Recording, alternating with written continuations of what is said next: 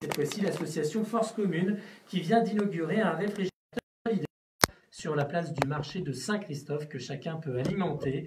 Le réfrigérateur installé devant l'entrée de la supérette, la place des Flécheurs à Cergy-Saint-Christophe est au service de tous, surnommé frigo libre. Il permet à ceux qui le souhaitent d'y déposer un produit frais pour l'offrir à un sans-abri ou à une personne ayant de faibles revenus. Lancé par l'association Force Commune, connue à Cergy pour avoir organisé l'événement Accroche ton vêtement qui rencontre un franc succès dans plusieurs villes de France. L'initiative du frigo libre existe déjà à Paris sous un autre nom et ce réfrigérateur est ouvert tous les jours de 10h à 18h. Et puis refermons ces informations valdoisiennes avec la commune d'Argenteuil pour sa deuxième édition. Le concours d'écriture de la dictée pour tous aura pour thème les mots féminins. Les participants peuvent envoyer leur texte jusqu'au 20 novembre à lesmots-contre-les-mots@gmail.com. Chacun est libre d'écrire une poésie ou une histoire avec un minimum de 130 mots.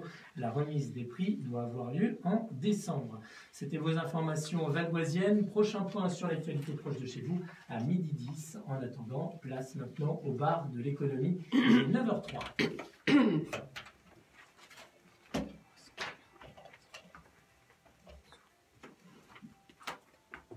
Bonjour Florence, merci de nous rejoindre pour cette reprise après 15 jours de vacances. Que va-t-il se passer jusqu'à 10h30? Beaucoup de choses. Bonjour Christophe, bonjour à tous. Eh bien aujourd'hui on va parler de solutions de déplacement grâce au transport routier et du salon Solutrans. On va parler de communication. Est-on une Startup Nation ou pas? Et puis nous allons parler avec une agence de com comment on réussit à obtenir un marché public et notamment le marché du journal du conseil départemental du Val d'Oise. Merci Florence, très bonne émission. Le bar de l'économie, c'est maintenant juste après le générique. Quant à moi, je vous retrouve demain matin pour une nouvelle matinale. Très bonne journée.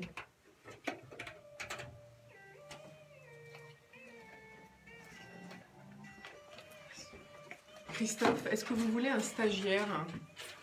Quand? Pendant un mois, les stagiaires de troisième année, de troisième. Oui, de troisième. Oui, troisième. Pendant une semaine. Est-ce que vous en voulez? Déjà trop. J'en ai refusé 10 déjà. Pendant les vacances, il y en a 2-3 qui m'ont déjà déposé. Non, pas pendant les vacances, en dehors des vacances, parce qu'il faut que j'appelle la directe. Il faut me donner les dates, je ne sais pas, mais ça va être compliqué, parce que j'en ai déjà, donc il faut voir les dates en fait.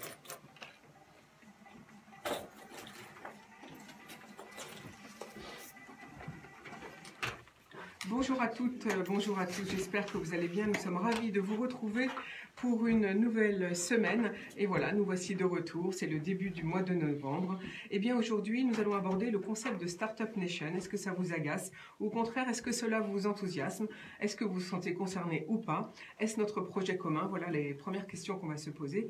Puis nous parlerons du salon Solutrans, le salon du transport routier et urbain qui va se dérouler au mois de novembre du 19 au 23 à Lyon. Et nous verrons aussi s'il est possible d'augmenter son chiffre d'affaires lorsqu'on est constructeur de semi-remorques. Et puis enfin, peut-on booster sa communication en Île-de-France sans passer d'ailleurs par les agences parisiennes, et notamment comment réussit-on à obtenir un marché public? Voilà nos sujets à l'ordre du jour aujourd'hui. Bienvenue au bar de l'économie. Rejoignez-nous pour la vidéo live de notre émission sur Facebook, page bar de l'économie, en plus bien sûr de la FM 98.0 et de la web radio sur internet idfm98.fr. Alors pour parler de tous ces sujets, eh bien aujourd'hui j'accueille Arthur Degrave, bonjour. Bonjour. Vous êtes la plume de l'agence de com Stroïka, non pas de com mais de propagande, dites-vous d'ailleurs, du fait de l'utilisation de moyens algorithmiques qui s'imposent à une vitesse fulgurante. Vous êtes aussi journaliste, enseignant à Sciences Po. Et puis ensemble, eh bien, nous parlerons de votre dernier livre, Startup Nation, avec un sous-titre Overdose Bullshit, ça faudra nous l'expliquer. C'est le titre qui vient de paraître aux éditions Rue de l'Échiquier. Alors, est-ce de la provocation ou un vrai projet à l'échelle d'une nation ? Comme l'a suggéré Emmanuel Macron, ce sera bien sûr ma première question. À nos côtés, Mario Fiems, bonjour. Bonjour. Vous êtes le directeur du salon Solutrans qui va se dérouler à Lyon du 19 au 23 novembre, salon international du transport routier et urbain qui réunit l'ensemble des acteurs du type véhicules industriels, constructeurs d'utilitaires légers, des semi-remorques, des remorques, des carrossiers, des équipementiers, des pneumatiques. au moins 600 exposants, c'était en tout cas l'année dernière, et c'est ce qu'on verra tous les deux dans quelques minutes. À nos côtés également, Laurent Dessay, bonjour. Bonjour.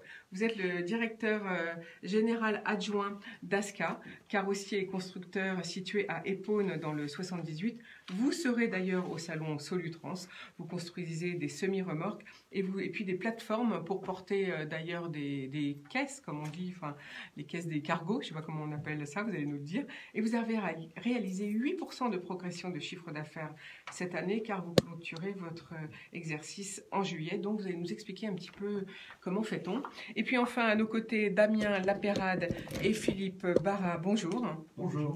Vous êtes respectivement manager de marque et directeur général de l'agence New Way Partner, créée en 2013 à Herblay en Val d'Oise. Vous êtes spécialisé dans le design de marque et dans la communication et vous venez de remporter la réalisation du magazine du conseil départemental du Val d'Oise. Donc on verra avec vous comment on fait pour répondre à un appel d'offres. Est-ce que c'est difficile? Combien de temps ça prend? Etc. Mais tout de suite, comme d'habitude, notre exercice, eh bien, ce sont les infos du jour. Alors aujourd'hui, eh bien, pour commencer, 3 hommages. Tout d'abord, hommage au professeur de médecine Louis Laran, le fondateur du SAMU, décédé à l'âge de 96 ans. Ancien député socialiste, il avait fondé le SAMU en 69 et il a été décoré bien sûr de la Légion d'honneur. Dans un tweet, la ministre de la Santé Agnès Buzyn a salué la mémoire de ce professeur de médecine qui a eu l'audace en 68 de créer le SAMU, dont on connaît le rôle majeur dans notre système de santé maintenant. Notre médecine d'urgence lui doit beaucoup et c'est vrai que sinon, eh bien, personne n'avait eu l'idée de réunir les services publics et les services privés. Et puis, Louis Laran était né le 8 avril 1923 dans les Hautes-Pyrénées. Il a aussi été maire de 65 à 77 d'une petite commune.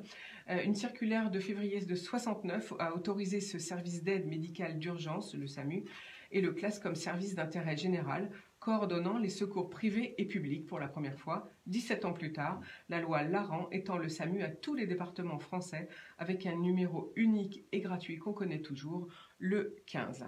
Autre hommage aujourd'hui, c'est celui à Marie Laforêt, chanteuse et actrice aux yeux d'or, décédée à l'âge de 80 ans en Suisse. Maïtena Doumenac, de son vrai nom, née en 39 à Soulac-sur-Mer en Gironde. Elle est la fille d'un industriel. Elle est connue pour ses chansons à succès entre les années 60 et 70. Je vous rappelle 3 titres, par exemple Viens, viens, ou alors Tant qu'il y aura des chevaux, mais aussi Il a neigé sur Yesterday, un hommage aux Beatles, ou encore Yvan, Boris et moi. Elle a tourné dans plus de 40 films, notamment ceux de Louis Malle, de René Clément, de Georges Lautner, d'Henri Verneuil, ou encore de Jean-Pierre Mocky.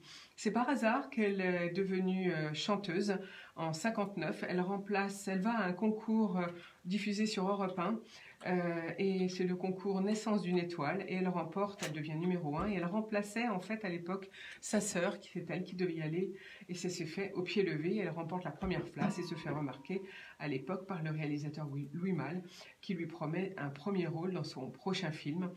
Mais ce projet est abandonné et du coup c'est à l'affiche de Plein Soleil de René Clément avec Alain Delon et Maurice Ronet qu'elle a démarré sa carrière et voilà comment elle a été lancée. Autre hommage aujourd'hui que je voulais faire, c'est celui à Marie-Josée Nat qui est décédée en octobre dernier à l'âge de 79 ans, mais nous n'avions pas d'émission, comme vous le savez, pendant les vacances scolaires, je ne suis pas là, ni mes co-animateurs. Donc Marie-Josée Nat a été lauréate du prix d'interprétation à Cannes en 1974 pour les films Les Violons du bal. Elle est apparue à de nombreuses reprises à la télévision, elle a tourné dans beaucoup de téléfilms et de films bien sûr, et elle a remporté, elle, un concours. À l'époque, c'était dans le magazine féminin Femmes d'aujourd'hui, ce qui lui a paru d'apparaître alors pour elle dans un roman photo. C'est ainsi qu'elle a lancé sa carrière à la fin des années 50 et elle se fait connaître en campant la sœur de Brigitte Bardot dans La vérité d'Henri-Georges Clouzot. Dans les années 60-70, elle devient l'égérie du cinéaste Michel Drac, qui fut d'ailleurs par la suite son second mari. Elle est aussi à l'affiche dans Amélie ou Le temps d'aimer en 63, La bonne occasion en 65, Élise ou La vraie vie en 70 et comme je vous le disais, Les violons du bal. Elle a tourné aussi un film très connu, Le passé simple, avec Victor Lanoux, qui deviendra son compagnon. Voilà un petit peu pour les hommages d'aujourd'hui. Et puis enfin, dans l'info du jour, eh bien, ce qui change au 1er novembre, eh bien, c'est l'assurance chômage, de nouvelles règles d'indemnisation à partir de 50 ans. La nouvelle convention d'assurance chômage entre en vigueur pour 3 ans. Désormais, les demandeurs d'emploi de 50 à 53 ans bénéficient d'une durée maximale d'indemnisation de 2 ans, ceux de 53 à 54 ans de 2 ans et demi, et ceux de 55 ans et plus de 3 ans. Les chômeurs âgés de 50 à 55 ans ont droit à un bonus de 500 heures sur leur compte personnel de formation. Ceux de 53 à 54 ans qui suivent une formation pourront voir leur durée d'indemnisation allongée jusqu'à 6 mois supplémentaires. Et ces règles ne s'appliqueront qu'aux nouveaux allocataires, donc à partir de ce mois-ci. Autre nouveauté pour les allocataires du chômage, à travail égal, salaire égaux, les personnes enchaînant les contrats de moins d'une semaine par rapport à celles qui avaient des contrats plus longs seront sur le même pied d'égalité, 88 jours ou 600 heures de travail minimum. Il faudra avoir. Le délai d'indemnisation pour percevoir les allocations est par contre lui assoupli à 150 jours au lieu de 180 jours. Alors ce qui augmente au 1er novembre, eh bien le gaz plus 3%, le tabac plus 50 centimes. Et puis, ce qui change, la cantine scolaire, vous devriez voir apparaître pour vos enfants un repas végétarien, a priori au moins une fois par semaine.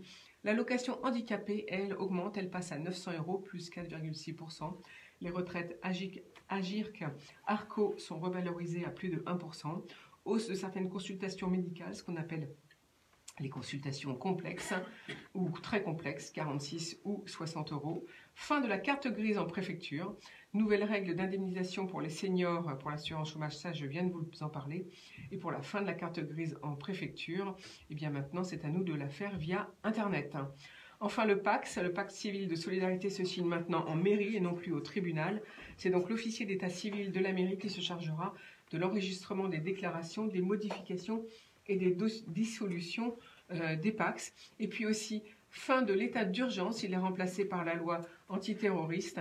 Cette loi renforce les pouvoirs de l'exécutif pour assigner quelqu'un, non plus à résidence, mais dans un périmètre au minimum égal à la commune, et pour réaliser des perquisitions à domicile. Il peut aussi fermer un lieu de culte où se diffusaient des idées incitant au terrorisme, ou effectuer des contrôles d'identité près des frontières, des gares ou des aéroports, le tout sans feu vert judiciaire, perquisition exceptée. Voilà pour les infos du jour. On termine bien sûr avec notre expert du jour, Bruno Vigoureux. Bonjour, c'est le débrief sportif. Alors Bruno. Bonjour Florence. Bonjour Bruno. Bonjour à toutes et à tous. Une petite question pour commencer Florence. Connaissez-vous Sia Colissi? Malheureusement, non, je suis désolé. Non, j'en étais sûr. Pourtant, je suis quasiment certain que vous l'avez croisé durant ce week-end. Oui, vous l'avez forcément vu quelque part. Là, je vois bien que vous êtes en train de vous demander, mais qui est donc ce type? Eh bien, ce type, c'est le capitaine de l'équipe d'Afrique du Sud qui a remporté samedi la Coupe du Monde de rugby en battant au Japon l'Angleterre 32-12. Mais encore, me direz-vous. Eh bien, Sia Colissi est le premier capitaine noir de l'Afrique du Sud, ancien pays de l'apartheid, à soulever la Coupe du Monde. Avec le maillot numéro 6 dans le dos, il a été félicité par Cyril Ramaphosa, le chef de l'État sud-africain. En 1995, c'est Nelson Mandela qui remettait ce même trophée au capitaine François Pienaar, le capitaine blanc des Springboks, avec lui aussi le numéro 6. Pour l'Afrique du Sud, le succès de samedi est plus fort qu'un symbole, car leur capitaine vient des townships de Port Elizabeth. Gamin, il était loin du rugby et pensait d'abord et avant tout à manger à sa faim. C'est ça la belle histoire de la Coupe du Monde, la fierté de l'Afrique du Sud. L'histoire d'un homme qui s'est battu toute sa vie pour survivre. Cette force, il l'a toujours en lui, comme plusieurs de ses partenaires. Et c'est cette force qui leur a permis de battre l'Angleterre, qui était pourtant favori, avec ses impressionnantes démonstrations de force contre l'Australie en quart de finale, et surtout en battant les All Blacks en demi-finale. L'Afrique du Sud est allée chercher ce succès en jouant sur ses points forts, un pack conquérant qui a haché menu les Anglais, un mental en acier et une puissance à renverser tous les éléphants du pays. Un succès qui permet à tout un peuple de bomber le torse. Les Sud-Africains, vainqueurs à 3 reprises de la Coupe du Monde, seront encore parmi les favoris lors de la prochaine édition dans 4 ans. Et où aura-t-elle lieu, la Coupe du Monde dans 4 ans? Dans notre beau et bon pays. La France, qui a été éliminée en quart de finale par le Pays de Galles, n'aura alors pas d'autre objectif que la victoire finale. Mais d'ici là, on a le temps d'en reparler. En football, le Paris Saint-Germain a fait rigoler toute la France du football. Vendredi, le surpuissant PSG s'en allait à Dijon, alors bon dernier du championnat de France. Eh bien oui, c'est Paris qui a perdu 2-1. Une défaite incompréhensible, mais pas tant que ça, car les Parisiens se sont pris pour des autres et ont joué les mains dans les poches en affichant une telle suffisance et un tel manque d'application que cela ne pouvait se terminer que par une défaite. Surtout face à une équipe hyper motivée, cela ne pardonne pas. Heureusement, la Coupe d'Europe revient mercredi pour les Parisiens qui recevront au Parc des Princes les Belges de Bruges, une compétition où le PSG aligne les victoires, 3 en autant de matchs, et là, il devrait montrer un tout autre visage que contre Dijon. Sinon, il y avait du tennis cette semaine à Paris avec le tournoi de Bercy, un tournoi remporté par le Serbe Novak Djokovic, qui s'est imposé en 2-7 contre le jeune Canadien de 20 ans, Denis Shapovalov. Ce tournoi de Bercy a une fois de plus échappé à Rafael Nadal, 12 fois vainqueur à Roland-Garros. Il n'a jamais gagné ce tournoi, et cette fois, il a dû déclarer forfait juste avant sa demi-finale en raison d'une blessure. Voilà Florence, c'était un beau week-end de sport avec du combat, du panache et des émotions. Tout ce qu'on aime. Allez, au revoir et à très bientôt. Merci beaucoup Bruno. On vous retrouve dès lundi prochain pour un autre débrief sportif. Absolument. Bonne journée à vous. Quant à nous, on va faire notre première pause musicale. On va rendre hommage à Marie Laforêt, bien sûr. Je peux reprendre mon stylo. Oui, je cherchais le mien. T'en as un? Messieurs, dames, bonne émission. Merci. Philippe. À jeudi. À jeudi. Matin. Matin. Je connaissais la chanson Marie Laforêt. Tant mieux. Lucien, pour toi, sur le bureau de Philippe. Oui, je te le laisse. Sur le bureau de Philippe, il y en a un. Ah, tu peux les remettre à l'accueil, tout ça. Merci. Non, je te laisse là parce qu'elle a besoin du stylo. Ouais, ah ouais, je n'en ai pas d'autre. Ah, Marie Laforêt. Allez, au revoir. Au revoir. Salut.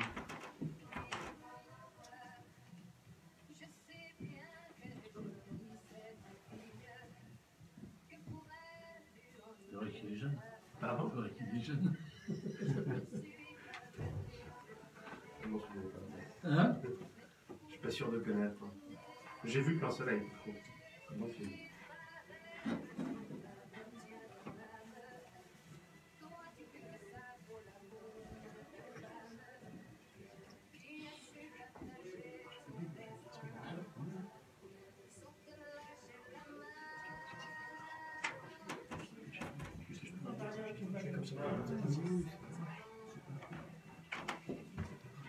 Mon stylo. Je l'avais, moi. Ah non, il est là. Ah, c'est bon. Tiens.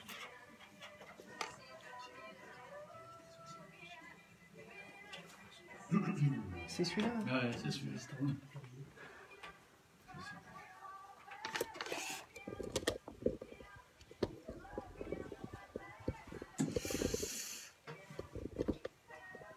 Bon.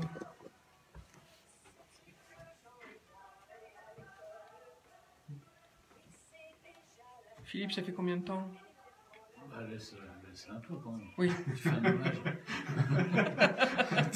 Non, mais Secondes. chez moi, les pauses musicales, ça fait 1 minute 30, 1 minute 50 maximum. Mais bon. Qu'est-ce qu'on va en faire? Du coup, Philippe il râle. Hein? Du coup, Philippe il râle. Et tous ceux qui... Et on n'est pas dans une émission musicale. Allez-y. Il reste 30 secondes. D'accord. Non, mais on va la laisser quand même, la pauvre. De toute façon, elle t'en mettra plus. Ah bah non, moi j'ai toujours adoré Marie Laforêt. C'était une belle femme. Hein. Des yeux d'or, magnifiques. Hein. Ouais. C'est pas. Disons que ça. Les 4 ont été bien distribués. En chanteuse, on pas trop. Mais... Pourtant, elle avait une jolie voix. Ouais, c'est bizarre ça. Mais elle n'a pas eu une grande carrière finalement. En chanteuse? Ouais. Non, elle a eu quelques titres majeurs. Allez, c'est reparti. Au bar de l'économie, vous venez d'entendre cette belle chanteuse, actrice aux yeux d'or, comme on disait, Marie Laforêt. Et on a fait un hommage à Marie Laforêt avec son titre Viens, viens, que vous connaissez tous, j'en suis sûre.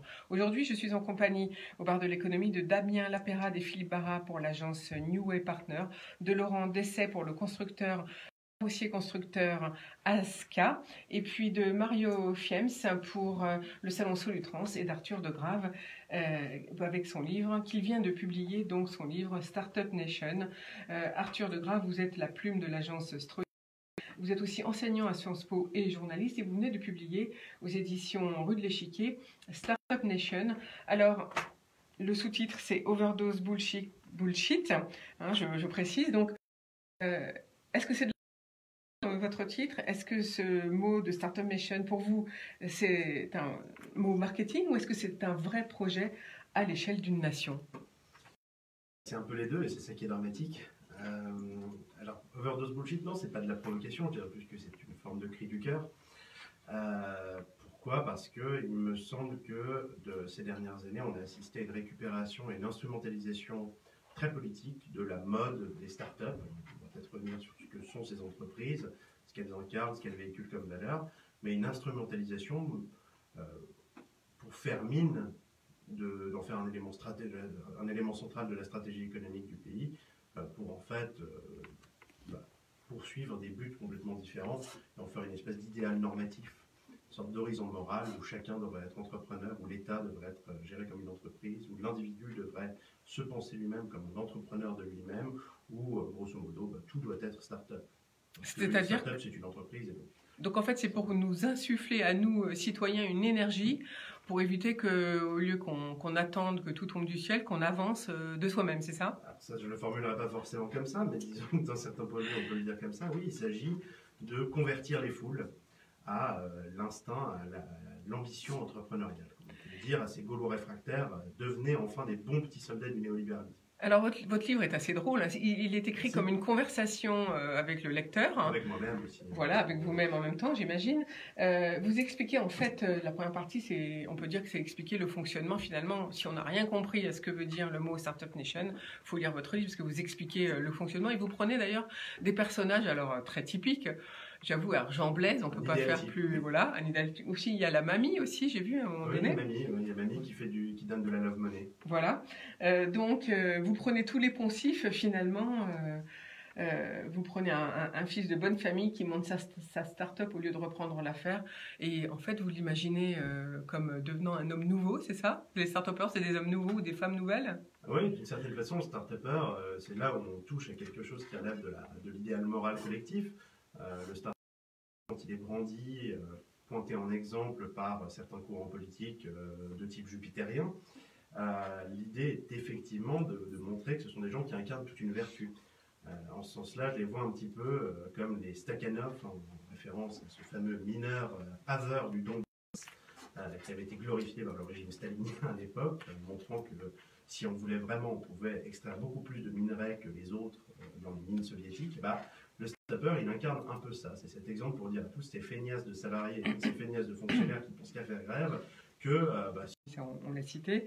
Le mot CEO pour dire président, maintenant tout le monde devient CEO à l'américaine. Donc on parle un franglais en fait. C'est normal? Alors normal, je ne sais pas. Agaçant, oui, profondément. Ce qui est intéressant, c'est de se demander pourquoi on en arrive là. Effectivement, j'essaie au début du bouquin de définir ce que c'est qu'une start-up, parce que mine de rien, c'est un terme qu'on utilise beaucoup. Alors déjà, définir Startup Nation, si vous faites l'exégèse de toutes les occurrences de ce terme-là, vous allez voir que ça veut dire tous et son contraire. Ensuite, le terme de start-up lui-même est assez difficilement saisissable. Faire une définition statistique et commencer à compter le nombre de start-up qui sont, par définition, des entreprises qui ont un taux d'échec qui se plantent dans 9 cas sur 10, qui sont pas des entreprises définies, mais qui sont plutôt des entreprises saisies à un moment de leur existence. Start-up company, ça veut dire une entreprise en phase de démarrage. Après, ça a pris une autre signification. Mais la start-up aujourd'hui est moins un modèle économique qu'une espèce d'esprit qu'il faudrait insuffler à l'ensemble du pays. Et donc effectivement, si vous avez une PME et que vous commencez à mettre un baby-foot, faire des sweats à capuche avec le logo de la boîte et à parler un espèce de franglais un peu ridicule, vous pouvez participer de cette essence supérieure qui est la grande tendance de c'est évidemment très superficiel et un peu triste et un peu ridicule. On va demander à nos autres invités si ça les agace, ce sentiment de cette appellation Startup Nation. Est-ce que ça vous concerne, Damien Lapérade? Moi, je suis content de découvrir ton livre, Arthur, parce que Merci. Non, mais c'est vrai, parce que c'est un peu un sujet tabou. Effectivement, le modèle idéal, c'est j'ai 23 ans, j'ai une idée qui va révolutionner le monde, je vais pouvoir lever des fonds. C'est ça en fait le plus important, mais l'idée c'est vraiment derrière, c'est vendre. Je veux vendre et je veux passer sur les antennes et je trouve ça un peu dommage parce que l'entreprise, il y a quand même des gens derrière et l'idée c'est de monter un projet et que ça dure longtemps. Et donc je trouve ça bien que Arthur puisse prendre la parole comme ça parce qu'il n'y a pas beaucoup de gens de la profession qui osent faire ça. Et je trouve qu'il faut continuer comme ça. C'est vraiment bien.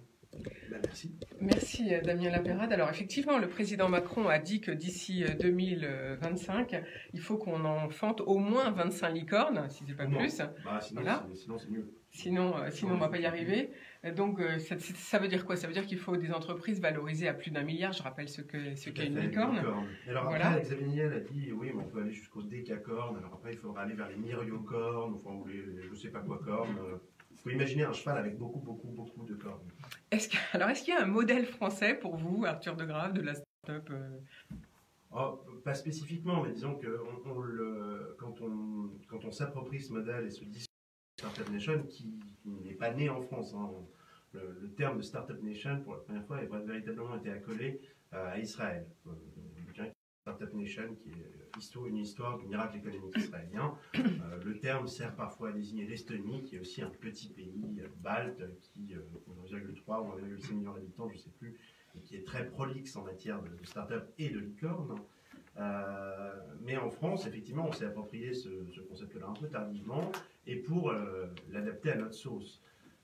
C'est pas un hasard si ce sont des technocrates de l'inspection de l'IGF, issus de l'IGF, qui transposent ça chez nous, puisqu'il s'agit vraiment de réactualiser, de ripolliner, de donner un air un peu plus frais, un peu plus neuf, un peu plus moderne, grâce aux franglais tout pourris notamment, à des vieilles rengaines de modernisation de l'État, de gestion en mode performance, enfin d'introduire la performance et la gestion de type le managérialisme privé au sein de la puissance publique.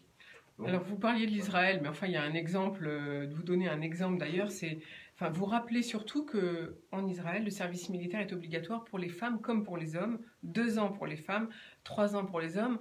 Ça, c'est une manière aussi de formater un petit peu tout un chacun dans une certaine forme d'énergie. Alors là, je reprends stricto sensu le propos du bouquin Startup Nation, donc de Dan Senna notamment, qui cherche effectivement pourquoi les startups et les entreprises numériques sont aussi nombreuses et aussi performantes en Israël. Alors ils invoquent des raisons anciennes du fait que pour eux, Israël, d'une certaine façon, est un pays startup, un pays fondé récemment, un pays qui a dû croître de façon assez radicale, un pays qui vit dans un contexte géopolitique très particulier, mais effectivement, l'argument central dans le bouquin, c'est que ce qui donne une puissance particulière à Israël en la matière, c'est le fait qu'il y a un service militaire, mais qui n'est pas un service militaire comme nous on l'avait, où on devait graisser des famas, éplucher des patates et se faire des lithocirages. Non, c'est-à-dire que c'est un service militaire qui sélectionne et qui identifie des éléments très performants, notamment en matière de sécurité informatique, et qui crée des unités d'élite. Et donc vous avez des gamins de 20 ans qui se retrouvent, qui ont une formation accélérée en la matière et qui, quand ils sortent, sont très carrés, très bien formés en informatique et qui souvent constituent en fait les rangs des futurs entrepreneurs dans le pays. D'où le fait que, de même qu'on voit cette proximité entre l'armée et le monde des startups aux États-Unis, c'est-à-dire que toute la mythologie de l'entrepreneur parti de zéro, de ce truc très libertarien, californien, qui commence dans un garage, n'est qu'une partie très incomplète de l'histoire, puisque le monde du numérique, l'informatique, est largement sorti du giron de l'armée américaine, donc des investissements publics, des laboratoires publics, tout ça n'a pas commencé. Donc tout ce que racontent les libertariens et les ultra-libéraux est un mythe complètement faux. Donc il y a toujours quelque chose, il y a toujours à un moment ou à un autre la puissance publique et des investissements lourds en amont qui rendent possible ensuite des startups qui vont pousser sur ce terreau-là. Mais c'est le bout de la chaîne. Nous, d'une certaine façon, en France, on fait comme si on pouvait commencer par le bout de la chaîne sans avoir le terreau à haut. Donc c'est mal barré.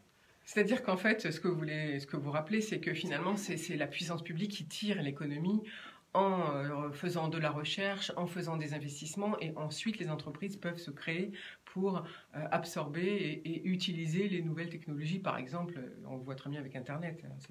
C'est exactement le bon exemple. Un produit de la recherche publique. Alors, dans votre livre Startup Nation aux éditions Rue de l'Échiquier, on apprend plein de choses justement sur ce qu'est une Startup Nation. Vous dites parce que c'est notre projet. On n'a pas le choix finalement. Non, Enfin, est-ce qu'on a le choix finalement? Je vous pose la question. Écoutez, je ne sais pas trop si on a le choix aujourd'hui. Personnellement, j'essaie de ne pas emprunter cette voie-là. Ce qui est sûr, c'est qu'il y a une véritable invitation, voire pression, à se diriger vers cet idéal très vague qu'incarne la Startup Nation. Il y a une très forte invitation au fait de devenir entrepreneur de soi-même. Vous parliez tout à l'heure du changement des règles d'indemnisation chômage. Les chômeurs n'auront qu'à créer des startups. Enfin, on en est un petit peu dans cet état d'esprit où... On en est déjà là, puisque Pôle emploi finance pendant 2 ans tout sûr. créateur d'entreprise. Il y a cette idée que tout le monde dans le pays peut être, que tout le monde doit être entrepreneur, d'une façon ou d'une autre, entrepreneur de lui-même dans sa vie, entrepreneur de son parcours. Donc il y a effectivement une pression, un idéal, un impératif moral qui pèse sur nous et qui nous incite à créer des startups. Mais vous dites que... Comme tu le disais tout à l'heure, le problème c'est que il y a beaucoup de fausses déclarations dans le monde des startups. Il s'agit toujours de changer le monde. Il s'agit toujours de créer un truc qui va changer le monde et de lever des milliards au passage. Sauf que les deux ne sont pas forcément très compatibles et que, en réalité, à la fin, il s'agit souvent de vendre un produit, une app, de la publicité ciblée. Enfin, il y a un décalage considérable dans le monde des startups entre les ambitions affichées et la grandiloquence du discours et la réalité un petit peu plus mercantiliste. Et le problème de l'idéal moral de la Startup Nation se situe dans cet écart-là, à mon avis. Alors, ce qui est drôle également, c'est comme je le disais tout à l'heure, c'est votre manière de rédiger. C'est comme une conversation avec le lecteur, même si à la limite même par téléphone, c'est carrément, direct. Ouais, voilà. Mais vous prenez. On peut presque le faire en version stand-up sur scène, ça marcherait, je pense. Vous prenez aussi un personnage. Alors, vous prenez le nom de Jean-Jacques Rousseau, vous le voyez en trottinette électrique, vous. Ouais, alors en fait, c'est vraiment de la profanation. Finalement, vous vous moquez de nous tous citoyens en ce moment. Quel que soit l'âge, on prend sa trottinette électrique pour aller travailler. Même ce pauvre Jean-Jacques Rousseau, effectivement, qui sort de cette tombe. Oui, il y a quelque chose. La rédaction est volontairement légère, un petit peu comique, parce que je pense que le problème, dès qu'on aborde cette question de ce discours de la Startup Nation, il est très polarisant. Ou bien vous êtes du côté des fans du fan club de la French Tech et vous trouvez que c'est formidable et ça vous galvanise et vous avez juste envie d'aller manger des pizzas à la Felicita à Station F parce que vous serez près des grands de ce monde. Ou bien ça vous hérisse et vous avez juste envie de vous foutre de leur gueule. Enfin, pour ceux qui ne savent pas, la Station F, c'est un incubateur, comme il y en a plein d'autres, mais c'est l'un des plus gros. Le plus grand. Voilà, le plus grand campus au monde. Start-up dans le 13e arrondissement à Paris qui accueille beaucoup de futurs jeunes créateurs dont on espère tirer les licornes, justement. Absolument, l'un des lieux emblématiques. L'idée, c'est un peu effectivement, c'est là qu'on élève les licornes. Voilà. On regarde à détail, mais pour l'instant.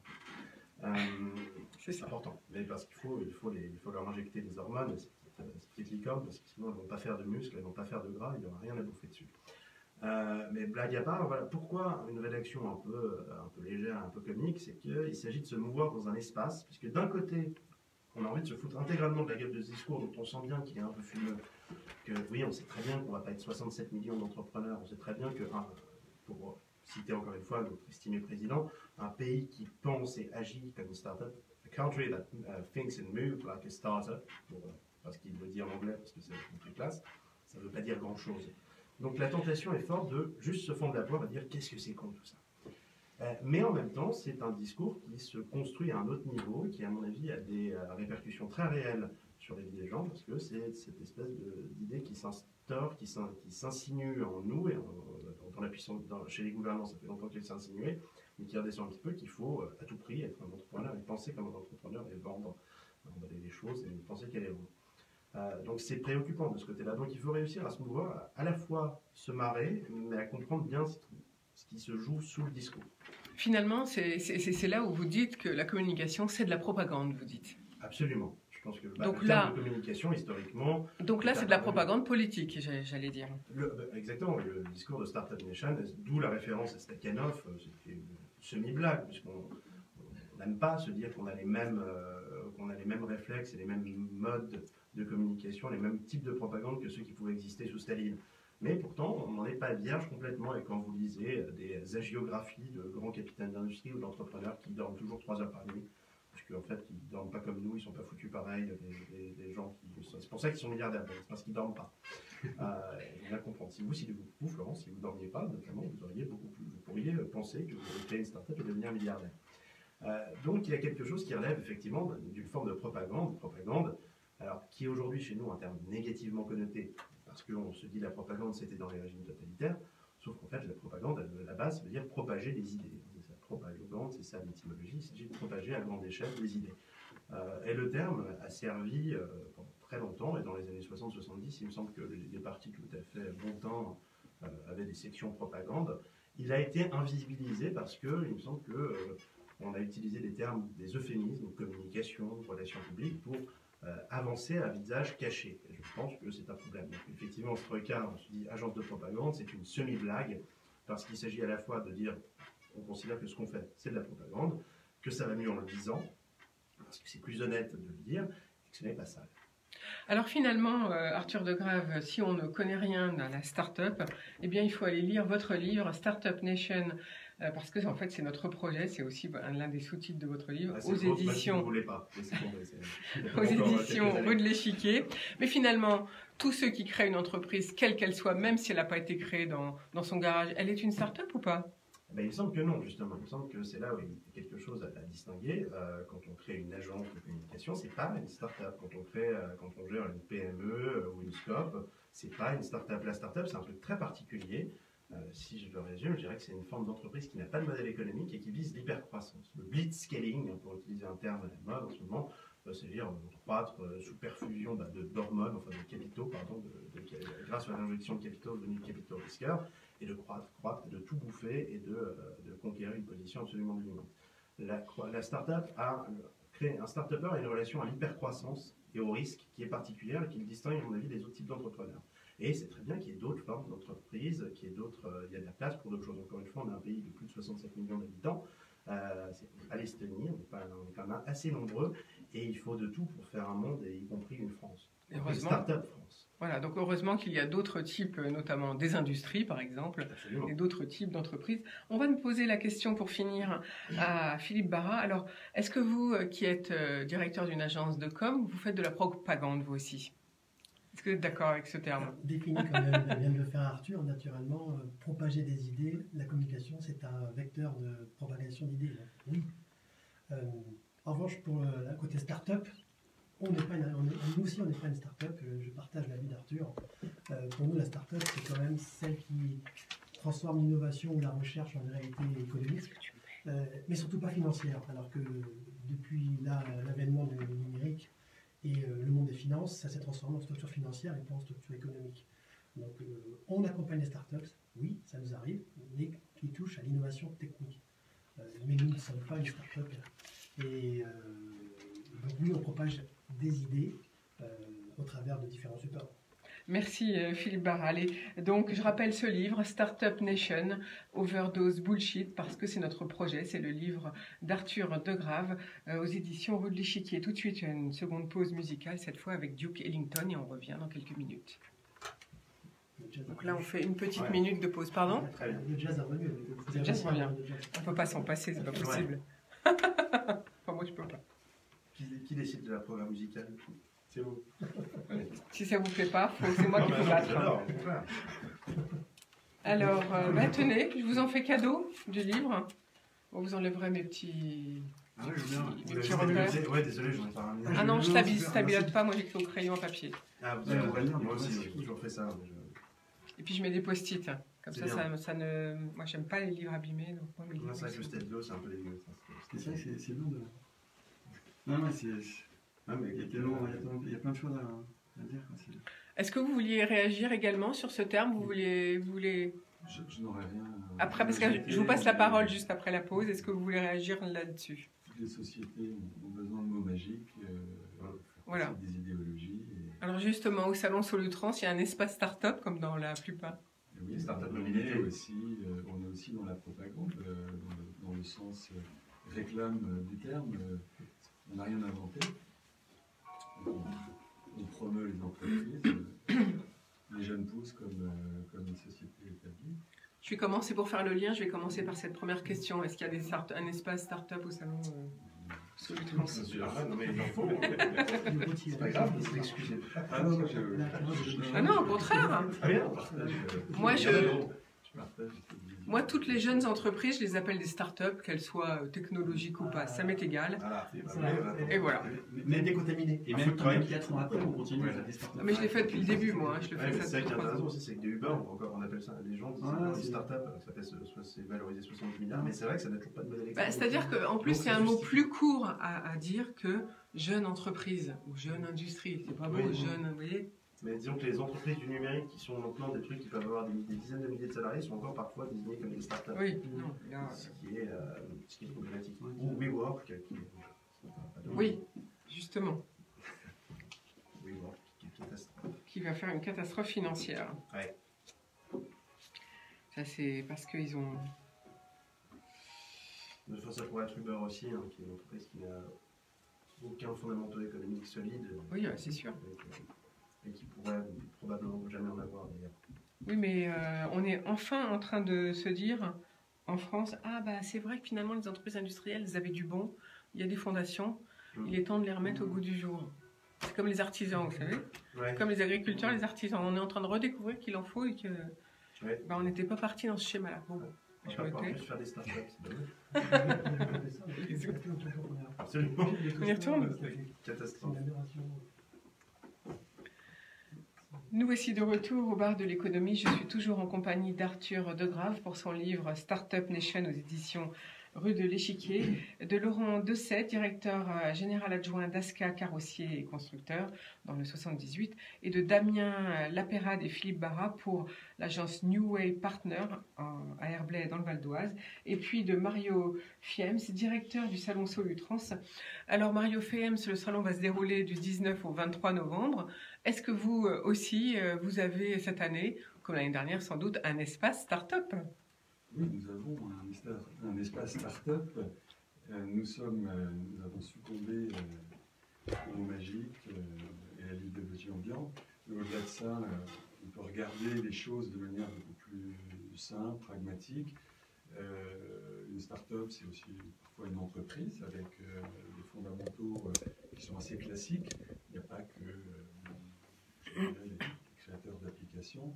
On aura, avec un cluster, donc franglais aussi, on va dire une sorte d'incubateur qui vient de la région lyonnaise, qui s'appelle CARA, une quarantaine d'entreprises qui présenteront, enfin une trentaine d'entreprises qui nous présenteront une quarantaine de projets industriels. Et là, on abuse du terme peut-être start-up, mais dans les faits, ce sont des laboratoires de recherche. Ce sont de jeunes entreprises qui sont, alors là aussi, incubées par des grandes entreprises déjà existantes et qui travaillent sur des choses concrètes, industrielles. Et on présentera depuis les concepts jusqu'à la phase d'industrialisation, les réalisations et les propositions de ces entreprises. Donc on n'est pas forcément dans le discours que vient de tenir ou d'analyser M. Degrave. On est dans le concret, des choses pratiques. On parle de solutions de transport, on parle de problématiques de livraison. Alors, on va est rappeler. très banal. Voilà, non, mais avant de détailler les futurs projets industriels, on va peut-être rappeler quel est le cœur de cible du salon Solutrans. C'est quand même des solutions de transport, donc de véhicules lourds allégés, mais des véhicules industriels, on peut dire. Alors, Solutrans, c'est le salon des solutions de transport routier et urbain. Donc, on s'adresse aux lourds comme aux légers, à la livraison en hypercentre, qui est un gros sujet aujourd'hui, comment accéder au centre-ville avec des milliers de petits colis qui nous viennent du développement des marchés du e-commerce. Et du coup, les petits camions, on le vend en poupe ? Les petits véhicules légers, électriques, Alors, il faut distinguer le véhicule et sa motorisation. Donc, ce qui est intéressant, c'est de voir que cette année, le salon Solutrans va mettre l'accent sur les nouvelles motorisations. On prétend être aujourd'hui le plus grand rassemblement de véhicules électriques du 3,5 tonnes et même moins aux 44 tonnes.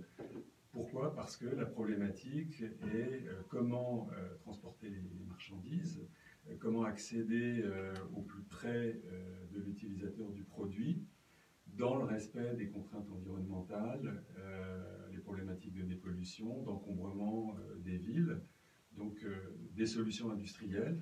On met l'accent à chaque édition du salon sur des motorisations. Donc en 2017, on a beaucoup promu les recherches et les innovations sur les motorisations à base de gaz. Cette année, on est sur l'électrique.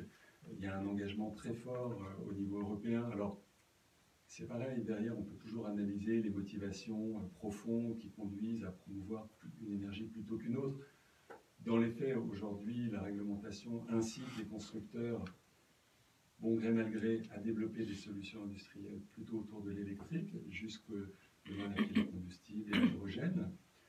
Il est naturel, et c'est notre rôle en tant qu'organisateur d'événements, de promouvoir l'ensemble de ces innovations et les créateurs ou les entreprises qui travaillent sur ces sujets, qu'elles soient de très jeunes pousses, comme des sociétés industrielles établies depuis de nombreuses années.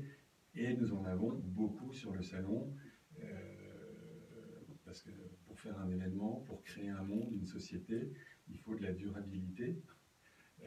La start-up est peut-être un peu le produit à jeter, l'entreprise Kleenex, qui fait plaisir à un moment donné, mais au-delà de tous ces mots, de ces clichés, de ces mots magiques, il y a une réalité industrielle, économique, commerciale, et parfois elle nous va bien parce que ce sont de très belles entreprises qui arrivent sur le marché. Alors c'est un salon qui a lieu tous les 2 ans, hein, c'est pour ça que vous disiez qu'en 2017, vous aviez réfléchi sur le thème des véhicules à gaz, hein, c'est ça? Parce qu'on ne sait pas encore quelle énergie va dépasser l'autre. Vous dites cette année, on promeut, les politiques publiques veulent promouvoir l'électricité, mais le gaz, il a quand même le vent en poupe, tout comme l'éthanol. Il y a aussi d'autres solutions, j'imagine.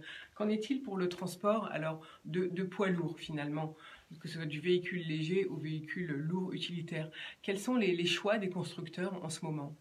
Alors, récemment, la réglementation a imposé une norme qui s'appelle Euro 6, qui a permis d'abaisser les seuils de pollution des véhicules. L'ensemble des constructeurs s'est engagé dans cette politique industrielle et de création et de production de véhicules conformes à la réglementation. L'Union européenne, mais l'ensemble des pays du monde, prend conscience des problématiques de pollution des véhicules et s'engage dans la recherche de solutions les plus propres possibles. Le gaz, jusqu'à présent, était plutôt l'apanage de certains marchés. Je pense à l'Italie, la Turquie, l'Espagne, moins en Europe du Nord. Aujourd'hui, on fait plus le choix de l'électrique.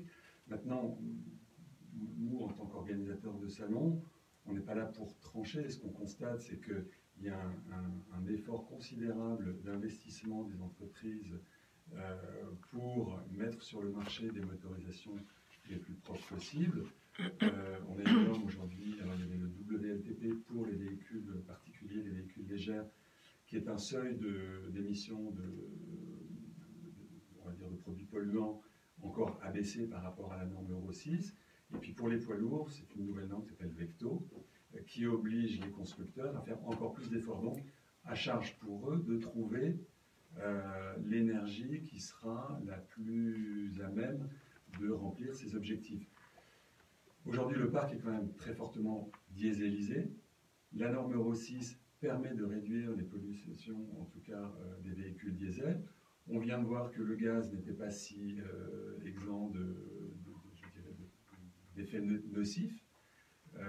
Donc il n'y a pas l'acné, l'énergie absolue le moteur à eau, on l'a bien sûr. trouvé. Donc c'est un travail continu, poussé par la puissance publique, parce que je rejoins le propos Arthur de Grave. d'Arthur. Il ne faut pas rêver, les entreprises ont besoin d'être stimulées par quelque chose de plus fort la puissance publique, qui représente l'ensemble des citoyens, et on voit que les normes de réduction des émissions polluantes répondent à des obligations publiques, de santé publique, d'ordre public parfois, dans certains cas.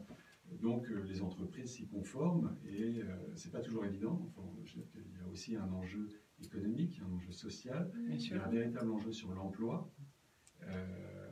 Aujourd'hui, comment on va basculer d'un type industriel à un autre sans détruire des emplois?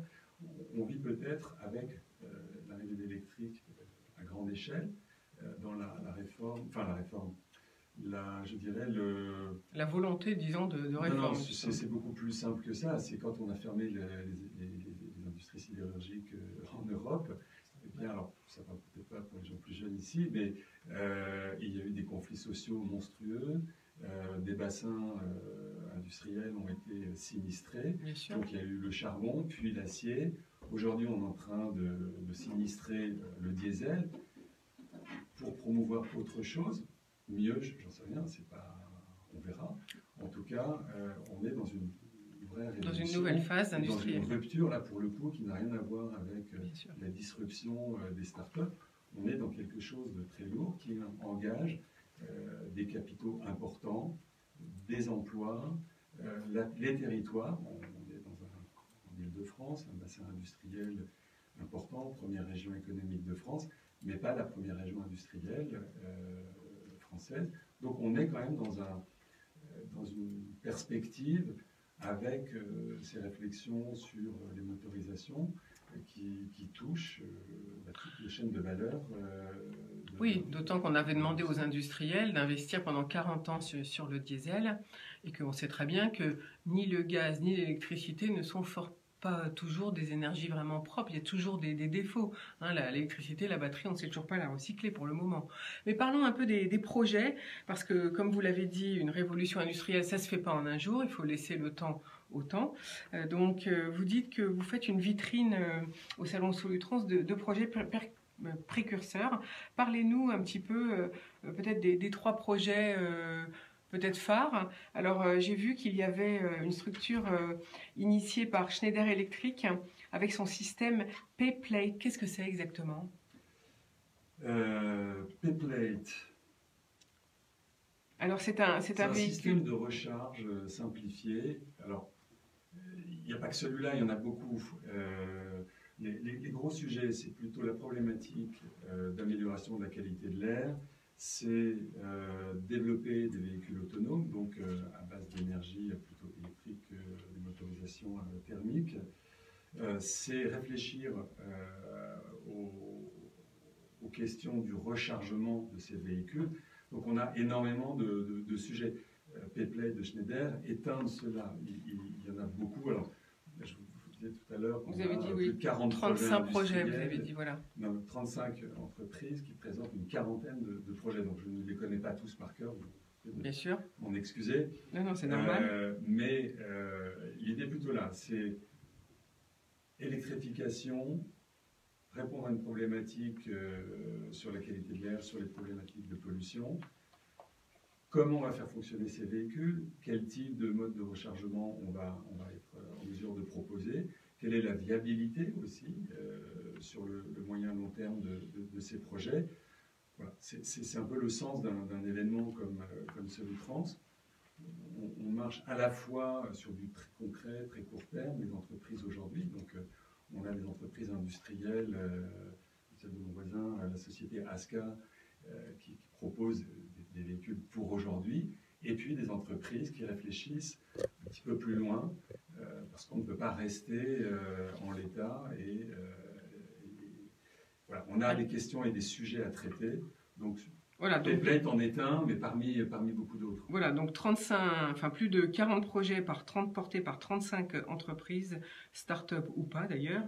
Donc on a bien compris sur 4 thèmes différents: améliorer donc la qualité de l'air, développer les véhicules autonomes, vous avez dit, faciliter le rechargement de véhicules électriques et désencombrer les villes. Est-ce que au salon Solutrans, on peut encore prendre un stand, ou est-ce que tout est plein si on a envie? Et comment fait-on? Heureusement ou malheureusement, tout est plein. Cette année, les sujets sont là. L'envie des entreprises était très forte. Du coup, on est ravis, on a fait le plein. Donc, on va rappeler où ça se passe, si vous voulez bien, et puis comment on fait pour vous contacter, si on veut vous contacter. Alors, ça se passe à Lyon, du 19 au 23 novembre, au parc Eurexpo. Pour nous contacter, le plus simple, c'est d'aller sur le site internet www.solutrans.fr pour qui souhaite visiter le salon. L'entrée est gratuite. C'est un salon réservé aux professionnels, transporteurs, industriels chargeurs. Donc, dans notre jargon, un chargeur, c'est celui qui effectue du transport pour son propre compte. Et puis, tous les influenceurs, toute personne intéressée par les problématiques soulevées par le salon Solutrans, qui ont quelque chose à dire et elles sont nombreuses. Alors justement, plus de 600 exposants sur ce salon. Laurent Dessay, vous êtes directeur général adjoint d'ASCA Carrossier Constructeur. Vous y allez et vous exposez. Est-ce qu'on y va pour faire des affaires finalement, ou est-ce qu'on y va aussi pour réfléchir ensemble aux nouvelles solutions sur les thèmes dont on a parlé tout à l'heure? Bonjour à tous. Alors bien évidemment les deux.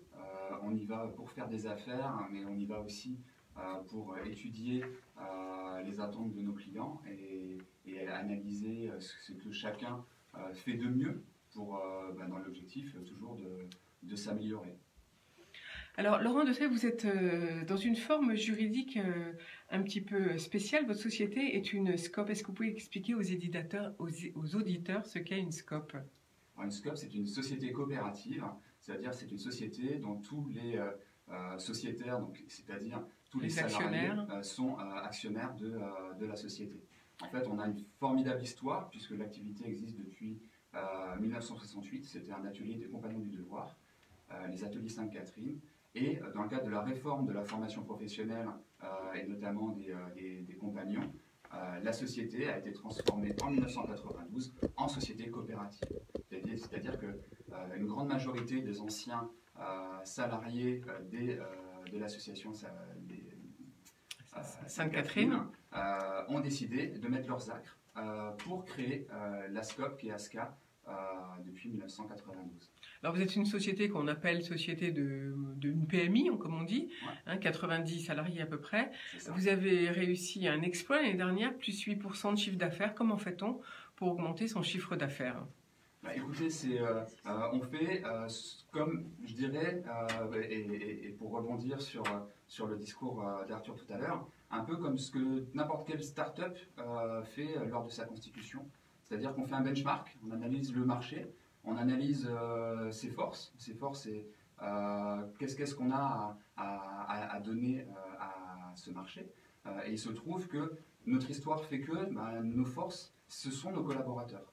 C'est-à-dire qu'on a un bureau d'études extrêmement performant, on a des ouvriers de production qui sont extrêmement polyvalents, et ces deux choses ensemble font que jusque-là, on était sollicité par de multiples acteurs pour réaliser des semi-remorques, je dirais du sur-mesure quasiment tout le temps.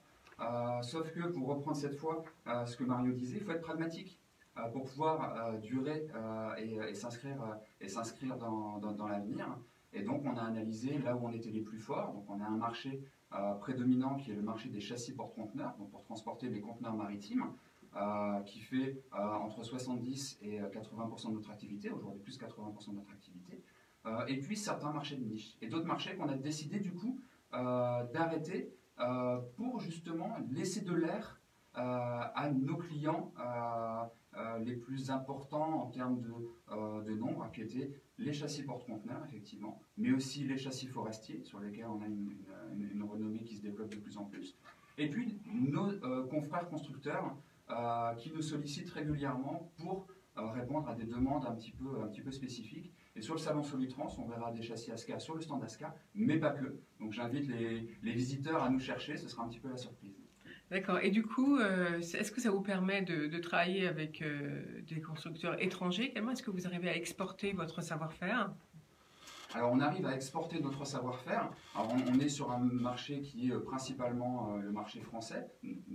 C'est une réalité, mais c'est une réalité structurelle parce qu'on reste une petite PMI. Et je dirais que le marché français, déjà, on n'arrive pas à répondre à toutes les demandes, donc on a vraiment de la chance. Mais vous voyez, dernièrement, on a exporté en Côte d'Ivoire pour répondre à un besoin spécifique de création d'une série de châssis pour travailler au niveau des mines, des minerais. Alors pour vous développer, qu'est-ce qui vous manque? On disait en préparant l'émission que finalement le plus difficile c'est de dégager des fonds propres pour investir. Qu'est-ce qui pêche chez nous en France pour dégager justement ses propres fonds ou plus de marge? Je dirais qu'aujourd'hui ce qui manque principalement c'est la main d'œuvre.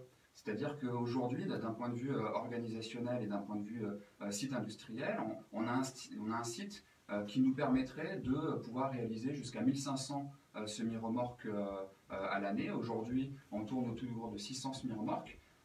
Donc je dirais que pour les gens qui ont envie de travailler, les portes d'ASCA sont grandes ouvertes parce qu'on a constamment des recrutements au niveau des postes de production, pour des postes de monteurs, soudeurs, hydrauliciens, freineurs, etc.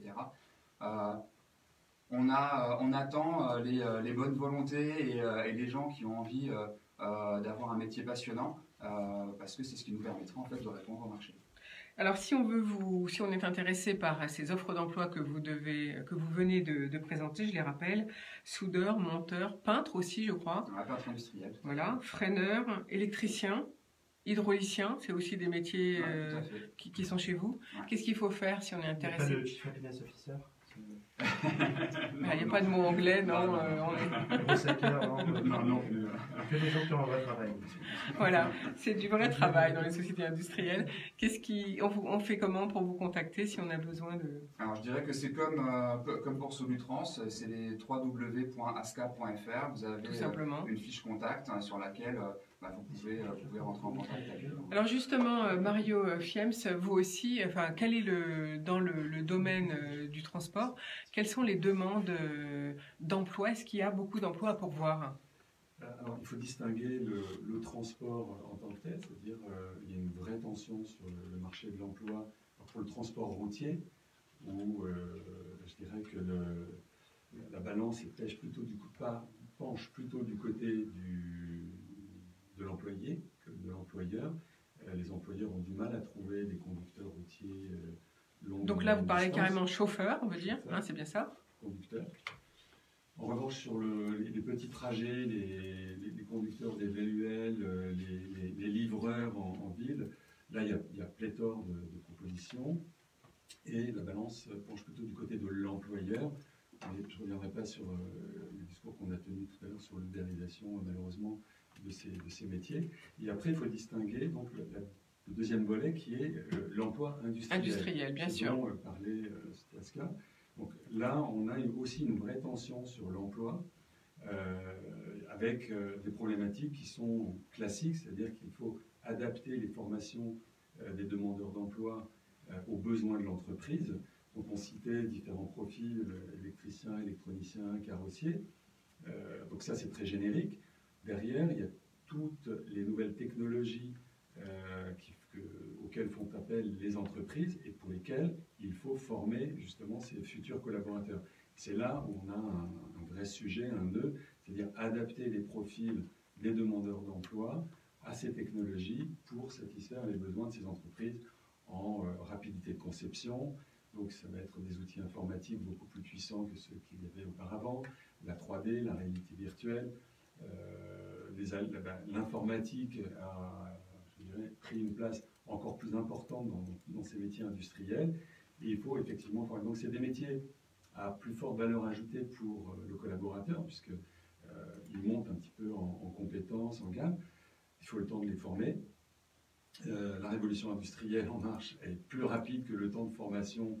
Donc il y a toujours un décalage entre ce que l'institution va proposer comme formation et ce dont les entreprises ont besoin sur le moment. Donc il y a une certaine tension aujourd'hui sur l'emploi. La Fédération française de carrosserie, qui est donc le propriétaire du salon Solutrans, a développé deux choses, un espace formation, donc qui sera... donc on retrouvera cette année au salon Solutrans. Sur le salon avec une quinzaine d'organisations, dont les Compagnons du Devoir d'ailleurs, qui viennent présenter les formations nécessaires pour entrer dans cette filière du transport, mais aussi dans la filière industrielle pour produire ces véhicules. Et puis, un partenariat assez intéressant, alors on les critique souvent, mais avec Pôle emploi.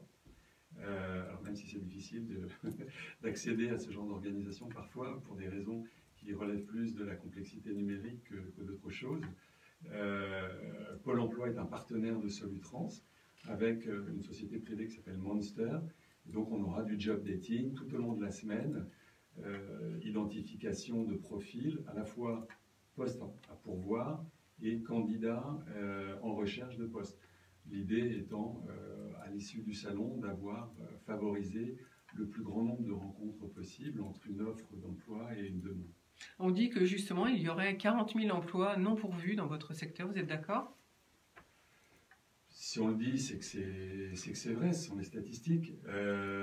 Oui, il y a un manque, et clairement, on pourrait produire plus de véhicules dans certaines entreprises si on avait les capacités de production. Alors, il y a l'emploi, il y a aussi les moyens, les capitaux pour le faire, parce que je dirais que s'il suffisait d'embaucher des gens, ça se saurait. Donc, il y a pas mal de facteurs, mais c'est vrai qu'il y a un vrai déficit, ou en tout cas une vraie source d'emploi pour des personnes intéressées. Et donc, on travaille beaucoup sur l'attractivité de ces métiers, parce que la question est quelle est l'attractivité aujourd'hui des métiers industriels ou des métiers du service, et j'entends là le transport, face à soi-disant l'argent facilement gagné dans une start-up, avec les mots magiques qu'on emploie, je crée mon application, j'ai levé tant de capitaux. Voilà, on est un peu en train de... On marche un peu sur la tête. Donc il y a des mots magiques qui font fonctionner les idéologies, c'est une chose.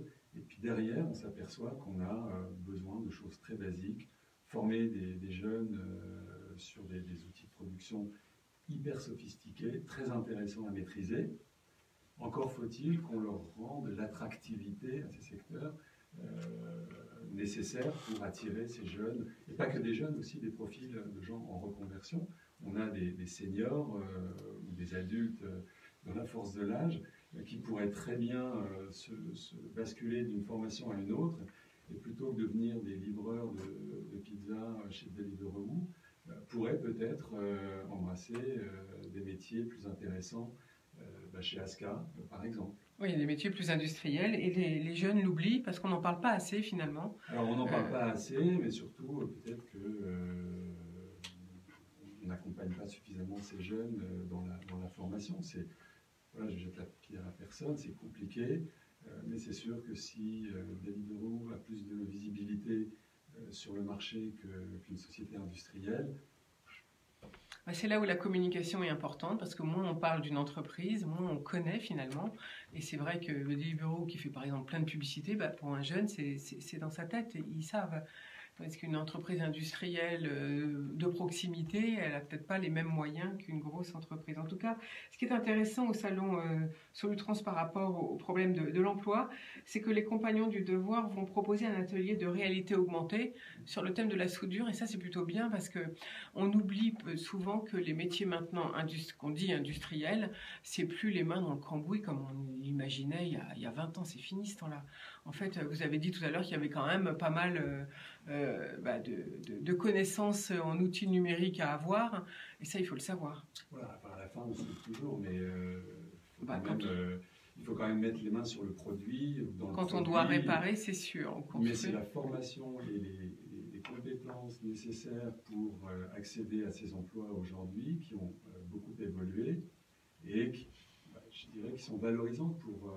je ne suis absolument pas technicien, et je trouve très valorisant pour un jeune qui rentre dans une formation CAP, BEP, Bac Pro, jusqu'à une formation d'ingénieur par l'apprentissage, par exemple, et qui arrive à maîtriser des techniques qui n'existaient pas ou qui n'étaient pas sur le marché il y a 15 ans, je trouve ça extraordinaire, et c'est fantastique. Et je trouve que c'est beaucoup plus intéressant que, effectivement, gloser sur la start-up qui finalement n'apporte rien à personne. Laurent Dessay. Et ce qui est formidable, c'est qu'aujourd'hui, les deux cohabitent. C'est-à-dire que, pour prendre l'exemple d'Asca, mais aussi énormément de confrères, on a à la fois, d'une certaine façon, les mains dans le cambouis. Effectivement, il faut toujours souder. Mais en parallèle, un bureau d'études qui travaille sur de la 3D, sur la résistance des matériaux et des éléments extrêmement poussés. Voilà, c'est donc des multimétiers finalement, c'est très vaste comme métier d'ailleurs.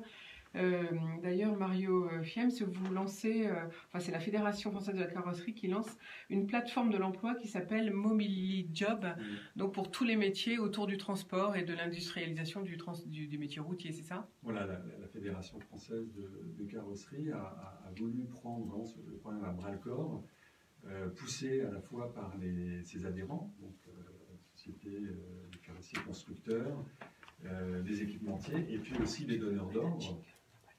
Ces donneurs d'ordre sont les constructeurs de véhicules et qui, eux, sont confrontés à ce problème. Et donc, ont poussé la fédération qui a créé ce site, cette plateforme de mise en relation demandeurs d'emploi, offreurs.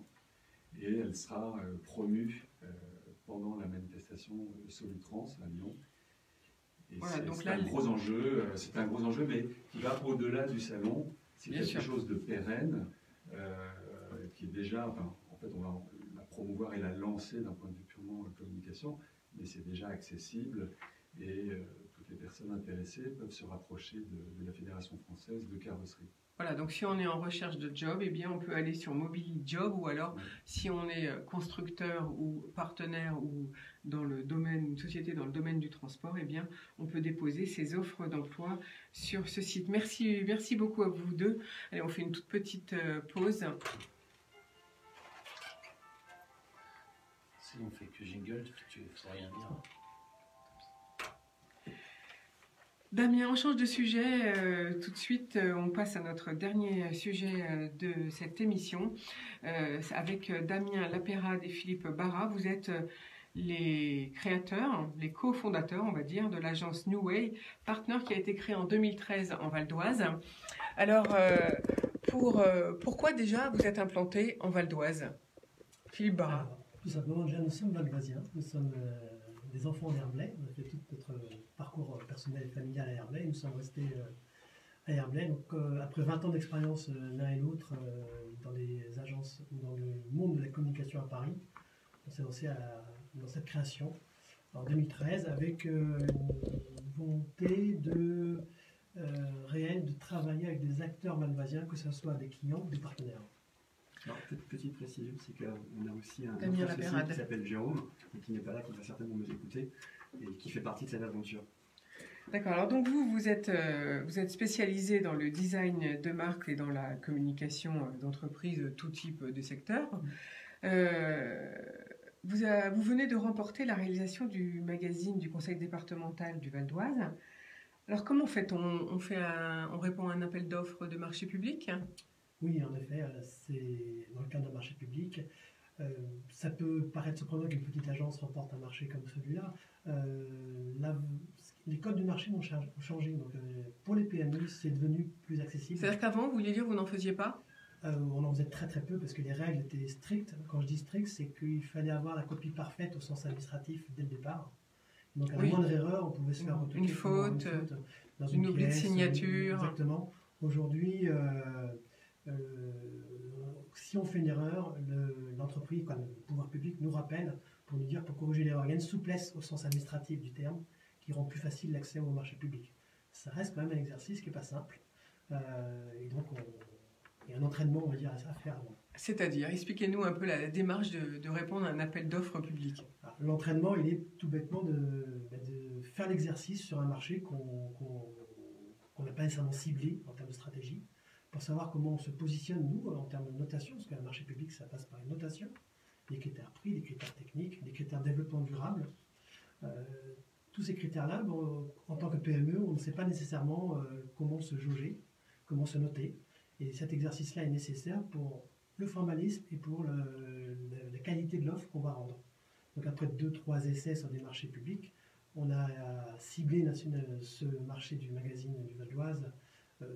La réponse est très simple, on est valdoisien, quand on est une PME, la légitimité économique passe aussi par nos références. Et avoir un marché comme celui du Conseil départemental du Val d'Oise, nécessairement nous assure, entre guillemets, nous permet de répondre plus facilement à d'autres marchés en termes de légitimité. Puis un marché public, sur la durée, c'est 4 ans. Donc avec un magazine tous les 2 mois, donc une trésorerie aussi, le calendrier de la guerre pour une PME. Alors justement, sur ce magazine, donc le format n'a pas changé, mais le design, la maquette a changé. Donc là, c'est vous qui avez proposé, j'imagine, cette nouvelle formule, à la fois dans la rédaction et puis à la fois dans la forme. Oui, en effet. Alors, c'est venu du fait que le sujet dans le millefeuille administratif, le département est un sujet qui est souvent évoqué médiatiquement et politiquement, de l'avenir des départements. Et ce travail a été réfléchi dans le sens où que ce soit plus le département du Val d'Oise qui s'exprime à destination des Val-d'Oisiens, c'est vraiment d'abord d'avoir un magazine qui est pour les Val-d'Oisiens, que les gens se sentent d'abord Val-d'Oisiens, et que le meilleur ambassadeur, le porte-parole finalement, c'est le conseil départemental. Il arrive en aval et pas en amont de la ligne éditoriale. D'accord. Et donc là, alors, du coup, votre responsabilité, elle va de quelle partie à quelle partie dans la réalisation de ce magazine? De la conception, donc ça commence de savoir par la ligne éditoriale, les sujets qu'on va aborder, ça c'est en comité éditorial naturellement avec le conseil départemental, et on a une réunion quasiment mensuelle, et on réalise ce document, cette mise en page, la prise de vue, jusqu'à la livraison à l'imprimeur. La mission s'arrête dès qu'on a livré à l'imprimeur. Donc vous avez un travail de conseil éditorial auprès du département, Oui, j'imagine? oui, tout à fait. Alors, ce qui est intéressant pour le département, notre valeur ajoutée, on va dire, par rapport à notre offre, c'est comme on est valdoisien, nécessairement on connaît les sujets qu'on va parler. Donc, on aurait répondu à un marché de l'heure, par exemple, nécessairement notre légitimité serait plus faible. Mais là, le fait qu'on comprend les sujets avant même de les avoir étudiés, c'est déjà un atout majeur. Alors, et ensuite, le magazine est imprimé évidemment par un imprimeur, puis diffusé par un organisme spécialisé, j'imagine. Exactement. Dites-moi, alors donc vous, dans vos différents domaines de compétences, l'un des premiers, c'est ce que je disais en introduction, c'est le design de marque. Qu'est-ce que c'est pour vous le design de marque? Ah, le design de marque, vaste sujet. Damien Lapérade. Le design de marque, nous sommes là pour accompagner les entreprises à révéler leur image. Et ce qui est intéressant, parce que tout à l'heure, je voulais créer un lien avec tous vos invités. Ce qui est intéressant dans la marque, c'est que finalement, quand il y a un sujet, c'est jamais le même. On peut rencontrer des entreprises qui ont été rachetées par leurs salariés, on peut tomber sur des gens qui créent une entreprise, c'est une association qui, à un moment, s'investit dans le sport, notamment les Jokers de Cergy-Pontoise. C'est très très varié et c'est là où c'est intéressant. Et notamment ce que disait Arthur, la problématique aujourd'hui, c'est que les startups, on a un modèle un peu économique, on a une façon de communiquer, on veut paraître cool, sympa. Et quand on revient vraiment à l'essentiel même de la marque, on se rend compte que chaque entreprise, chaque projet a sa propre histoire. Et c'est là où c'est intéressant parce que c'est en rencontrant les gens, en travaillant avec eux, on va pouvoir émerger quelque chose de nouveau et vraiment de très personnel. Et ça nous intéresse d'autant plus que nous accompagnons ces entreprises, mais également des personnalités. Donc, même si ça peut paraître au départ un peu différent, en réalité, tout se tient. C'est juste un peu de la cuisine. Il y a une base qu'il faut savoir maîtriser. Et après, derrière, on peut développer plein de choses et emmener les gens avec nous pour justement arriver à développer l'entreprise. Sachant que ces entreprises, notamment les PME, n'ont pas forcément beaucoup de moyens comparé aux grandes entreprises. Et là, ce qu'on essaie de leur dire, c'est on va commencer doucement, gentiment, progressivement, mais l'idée, c'est que dès qu'on a réussi à définir une idée, un vrai positionnement, il faut se tenir à ce positionnement. Et c'est comme dans le sport, c'est qu'à un moment, il faut répéter les choses, il faut toujours garder ce cap pour arriver justement à émerger et se positionner face aux grandes entreprises. Alors, le nerf de la guerre, vous l'avez dit, ça coûte cher ou pas cher, ça dépend. Et vous dites finalement, les gens du Val d'Oise et de l'Île-de-France peuvent avoir des bonnes agences. On n'est pas obligé d'aller à Paris pour faire une belle communication. Ça coûte combien si on veut démarrer je sais pas. Est-ce qu'il y a des budgets définis? Comment vous faites Alors, Arthur Degrave, qui travaille aussi en agence, peut peut-être répondre à la question. Mais en attendant, on va poser la question à Damien Lapérade et à Philippe Barra. Naturellement, ça s'adapte au client, parce que Damien l'a dit, la première chose, c'est comprendre quel est le besoin du client. Et souvent, c'est lié à son métier. Les métiers se transforment, que ce soit dans le transport routier ou dans d'autres métiers. Ils se transforment et nos clients ont besoin de définir de nouveaux services, de nouveaux produits, et surtout que leurs clients ont un regard différent et plus moderne et plus attractif. Hein. Et souvent, leur problématique numéro un, c'est être attractif en termes d'emploi. Ils ont des fois une problématique de recrutement, et tous nos clients ont cette problématique, quel que soit le domaine. Et donc, le travail, il est différent. Il peut être classiquement dans une agence de com, où c'est réaliser une plaquette, un site web, c'est basique en soi. Là, c'est de la technique. Hein. Mais le vrai travail que nous on considère, c'est de faire adhérer les collaborateurs à ce projet de marque. Parce que la marque, c'est ce qui va créer du lien. Et pour créer du lien, il faut les faire participer, il faut qu'ils y croient, il faut qu'ils puissent raconter une histoire. Donc ça, c'est un travail qui ne se fait pas en quelques jours. Il faut quand même plusieurs semaines, voire mois, pour sortir un sujet de positionnement. Donc nécessairement, les budgets peuvent évoluer. On peut aller de 4-5 000 euros, nécessairement à des projets plus importants qui vont jusqu'à 30 000 euros. Donc en fait, ce que vous voulez dire, c'est que même si on veut changer un logo, finalement, il faut d'abord avoir l'aval des collaborateurs avant de pouvoir le porter vers l'extérieur. L'aval, c'est les faire participer à la réflexion. C'est pas nécessairement chez l'entreprise, il a ce pouvoir de décision. Mais si ces collaborateurs adhèrent vers là où il tend, vers là où il veut aller, je dirais que 50% du travail est déjà fait. Et après, on est dans l'exécution et dans ce que disait Damien, la rigueur sportive, c'est respecter ce qui a été créé. Oui, c'est vraiment répéter les schémas. À un moment, dès qu'on a défini quelque chose, il faut vraiment respecter, il faut travailler, parce qu'en réalité, si jamais on se dit oh c'est bon, tout est fait, on est tranquille, non, c'est pas vrai.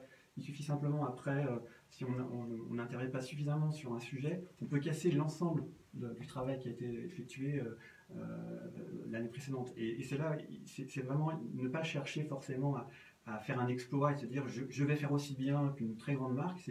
C'est avec les moyens du bord, c'est commencer, travailler et vraiment respecter les étapes pour arriver justement à aller très loin.